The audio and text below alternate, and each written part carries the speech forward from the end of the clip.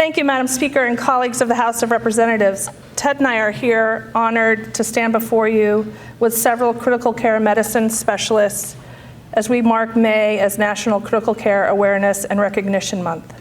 I'm also here with our son, Nate, who you may already know, and if you haven't met him, you will today. I've seen Nate plunge fearlessly into the Atlantic Ocean, sing with joy at his first communion, and even dance with abandon on Governor Carney's desk. I've also seen Nate near death.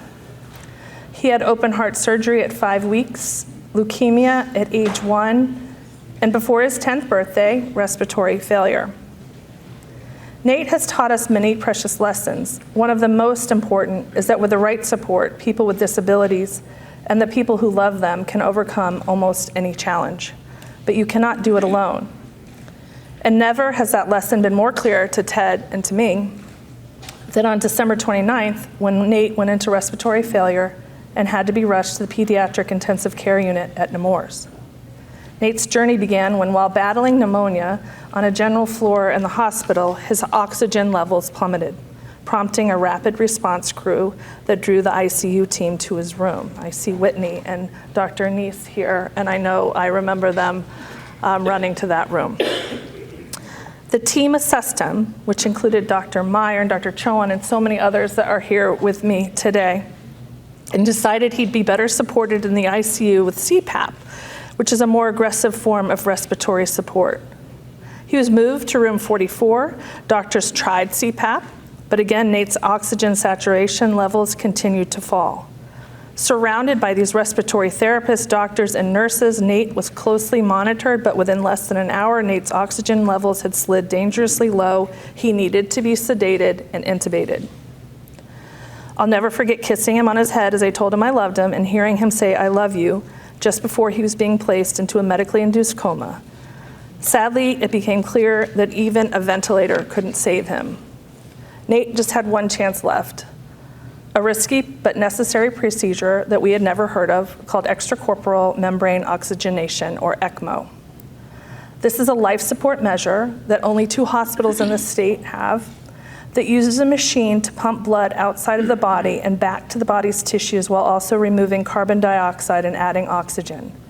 We were told a team would need to be called in, and a hospital-wide alert went out. Soon, surgeons, other doctors, respiratory therapists, and more nurses swarmed Nate's room. They quickly transformed his room into an OR and began the process of moving Nate to life support.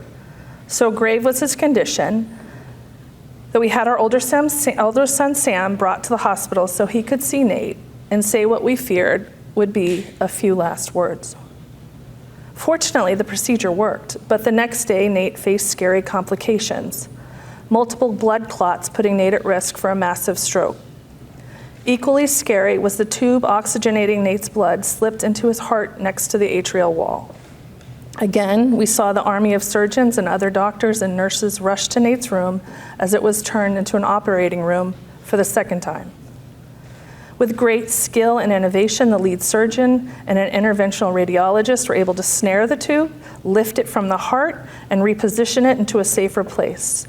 I've heard the phrase "never say die" many times, but I never understood what it truly meant until I saw these doctors in action, and nurses and respiratory therapists. We will always remember their unwavering commitment to Nate. Nate was put on a new machine and given new medication so the clots would stop forming. For 5 days, Nate remained on ECMO, so his collapsed lungs could rest to become strong enough to fight the infection. He was able to come off ECMO, but Nate remained in a coma and on a ventilator. On January 8th, doctors were hopeful that he could be safely extubated. Unfortunately, that procedure didn't work and he had to be reintubated. He remained gravely ill, suffering from continued lung collapse, acute delirium, and agitation requiring multiple sedatives to keep him in an induced coma. As you, the General Assembly, gavelled in on January 9th, Ted and I watched the proceedings from Nate's bedside, deeply grateful for the prayer offered up by you, Representative Dukes, for our son.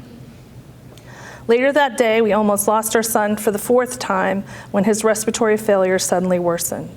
Doctors kept trying different options. They wouldn't stop trying to figure out how they could help him. Ultimately, they decided a tracheostomy was what Nate's best chance would be for survival, and he got that trach on January 12th. Finally, we were able to see him make a turn for the better. He remained in the ICU for several more weeks as his lungs healed and he became less reliant on ventilated air. Eventually, he moved to a rehab floor. There, for the next 6 weeks, he regained his strength, his lungs healed, and ultimately, he was well enough to have that trach removed and come home to us.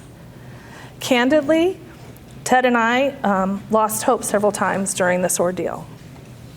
But thankfully, miraculously, the doctors and nurses standing with me never did.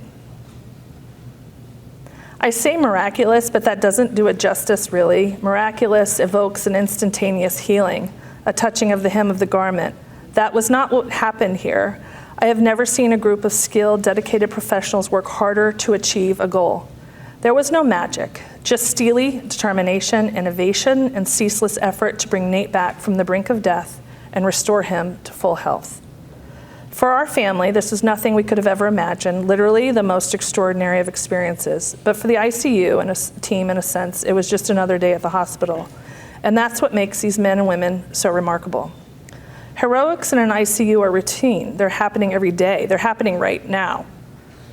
Because of that, it's not easy to fully appreciate what these doctors and nurses do, but it's vital that we recognize them today and every day.